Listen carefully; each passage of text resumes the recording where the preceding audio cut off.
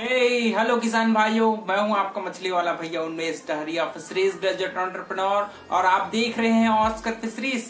किसान भाइयों, आपने अपने मछली पालन के दौरान आप हमेशा बच्चे खरीदने के लिए एक जगह पर जरूर जाते होंगे जिसका नाम आपने हेचरी सुना होगा।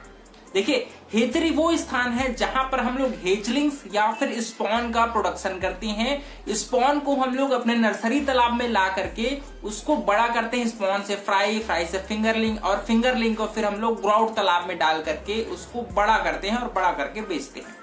तो जहां पर मछलियों के बच्चों का उत्पादन होता है उसको हम लोग हेचरी बोलते हैं।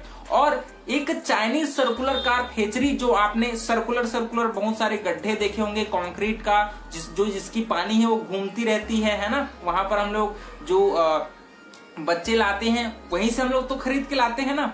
तो वहां पर आखिर बच्चों का उत्पादन कैसे होता है और इसके जो चाइनीज सर्कुलर कार्प हेचरी है उसके क्या क्या कंपोनेंट्स है। इसके एक्चुअली में 2-3 कंपोनेंट्स होते हैं और इसके अलग अलग प्रकार भी होते हैं। तो मैं आपको पूरा सर्कल समझाने वाला हूं कि मछली को इंजेक्शन लगाने के बाद आखिर क्या क्या होता है और अल्टीमेटली कैसे 72 घंटों के पश्चात हमको छोटे छोटे बच्चे हैं वो दिखाई देते हैं।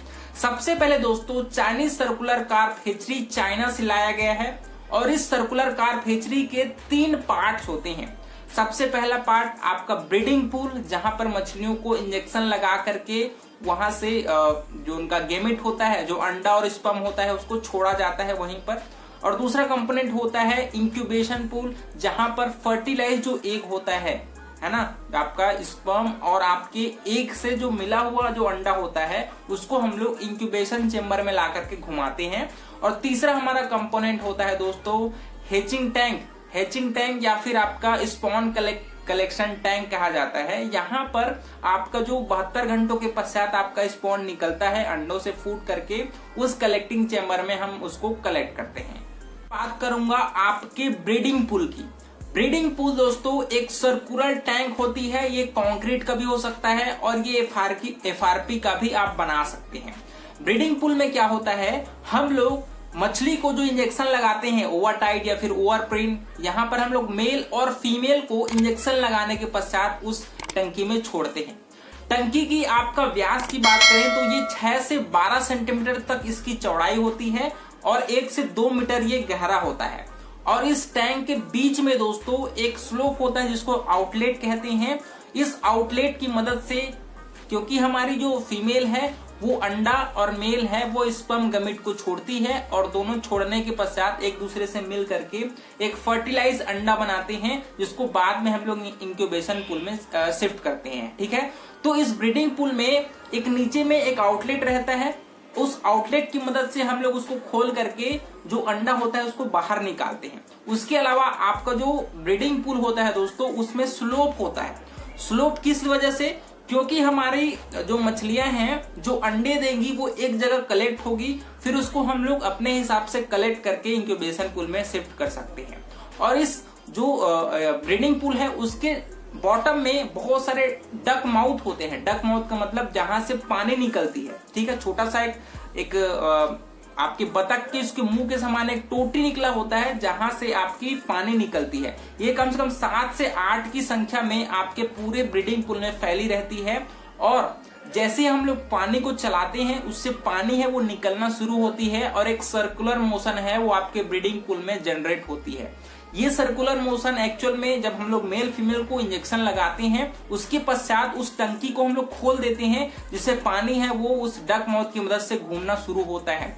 इससे मछलियों को एक रिवराइन कंडीशन फील होता है कि मैं नदी में हूं। फिर वो ब्रीडिंग करने के लिए एकदम नॉर्मल हो जाते हैं और इंजेक्शन लगाने के 7 से 8 घंटे के पश्चात आपकी मछलियां हैं वो बच्चा अपने पेट से अंडा और स्पर्म छोड़ना शुरू करती हैं। और इसको मिलाने के भी 2 तरीके हैं।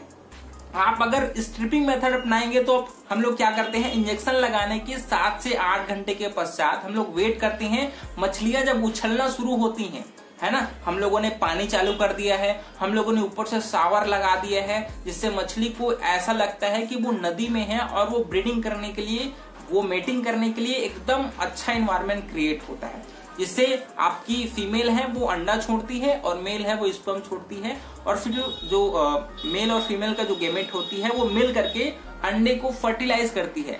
या तो हम लोग अपने हाथों की मदद से भी मछली के पेट को दबा करके हम लोग अंडा निकालते हैं और फीमेल के पेट को दबा करके स्पर्म निकालते हैं। दोनों को फिर हम लोग जो पंख है उसकी मदद से उसको मिक्स करके दोस्तों हम लोग इसको इंक्यूबेशन पूल में शिफ्ट कर देते हैं। या फिर प्राकृतिक तरीका भी है कि आप उसको प्राकृतिक रूप से हम लोग एक फीमेल के पीछे 2 मेल को छोड़ते हैं इंजेक्शन लगा के, फिर वो अपना क्रियाकलाप है वो रात भर उनका चलता है। फिर उसको सुबह जो अंडा छोड़ा रहते हैं उसको हम लोग कलेक्ट करके इंक्यूबेशन पूल में शिफ्ट कर देते हैं। हमारा कंपोनेंट आता है दोस्तों ब्रीडिंग पूल, ब्रीडिंग पूल नहीं, हैचिंग पूल, जिसको हम लोग इंक्यूबेशन पूल भी बोलते हैं। एक्चुअली जो हम लोगों ने ब्रीडिंग पूल से मेल और फीमेल का जो अंडा और स्पर्म होता है वो फर्टिलाइज हो चुका रहता है, उसको मिक्स करके हम लोग इंक्यूबेशन पूल में शिफ्ट करते हैं। इंक्यूबेशन पूल का मेन काम होता है यहाँ पर आपके अंडे से हेचलिंग है वो फूट के बाहर निकलती है और ये पूरी प्रक्रिया है वो 48 से 72 घंटों तक कंप्लीट होती है। ठीक है, इसमें होता क्या है, इंक्यूबेशन पूल में 2 चेंबर होती है। आउटर चेंबर है वो 3 से 6 मीटर की आपका व्यास रहती है और इनर चेंबर रहती है आपकी हैचिंग पूल में। इनर चेंबर है वो 1 से 1.5 मीटर है उसका व्यास रहती है और इसकी गहराई है दोस्तों वो 1.5 मीटर, लगभग 1 से 1.5 मीटर की इसकी गहराई होती है। इनर चेंबर में नायलॉन का नेटिंग बंधा होता है, नेट बंधा होता है, क्योंकि क्या होता है जब हम लोग जो फर्टिलाइज्ड एग है उसको हम लोग इंक्यूबेशन पूल में शिफ्ट करते हैं तो यहाँ पर भी डग माउथ लगा रहता है जिससे पानी निकलती है। ठीक है, जैसे ही हम लोग अंडे को शिफ्ट करते हैं पानी पहले से घूमते रहती है डग माउथ की मदद से। फिर जैसे हम लोग शिफ्ट करते हैं दोस्तों तो यहाँ पर जो एक्स्ट्रा अंडा है जिससे मान ले हेचलिंग है वो अंडे से फूट कर बाहर निकलती है आपकी 24 से 25 घंटों के पश्चात। जो फालतू अंडा होता है वो भी जो इनर चेंबर रहती है उसमें अंदर में जाकर के वो बाहर निकल जाती है। ठीक है, या फिर हम लोग जो आपका नारियल का जो रस्सी होता है उसकी मदद से भी हम लोग बहुत सारे अंडे को कलेक्ट करके बाहर फेंकते हैं, उसे चिपक जाती है जो फूटा हुआ अंडा होता है वो, फिर उसको हम लोग कलेक्ट करके बाहर निकाल देते हैं। यहाँ पर जो अंडा फर्टिलाइज हो चुका होता है वो आपका ट्रांसपेरेंट दिखाई देता है, पारदर्शी दिखाई देता है, लेकिन जो अंडा फर्टिलाइज नहीं हुआ रहता वो आपका सफेद दिखाई देगा। ठीक है, और उस अंडे को हम लोगों को बाहर निकालना पड़ता है, क्योंकि अगर वो अंडे ज्यादा संख्या में होते हैं और नीचे में सेटल होकर के वो अमोनिया गैस उत्पन्न करती हैं, तो उसको हम लोग नारियल के रोप की मदद से उसको हम लोग बाहर निकाल देते हैं। ठीक है, प्रकार से ये प्रक्रिया आपकी 48 से 72 घंटों तक चलती रहती है। इंजेक्शन लगाने के 7 घंटे के पश्चात हम लोग मछलियां हैं वो स्पॉन होना मतलब अंडा और स्पर्म छोड़ना शुरू करती हैं। अंडा और दोनों को मिला करके हम लोग इंक्यूबेशन चेंबर में डालते हैं। यहाँ पर आपकी डालने के कम से कम आपकी 18 से 20 घंटों के पश्चात उससे अंडे से हेचलिंग है वो फूट करके उनका पहले तो ट्विचिंग मूवमेंट होता है, वो पहले हिलना शुरू होती है।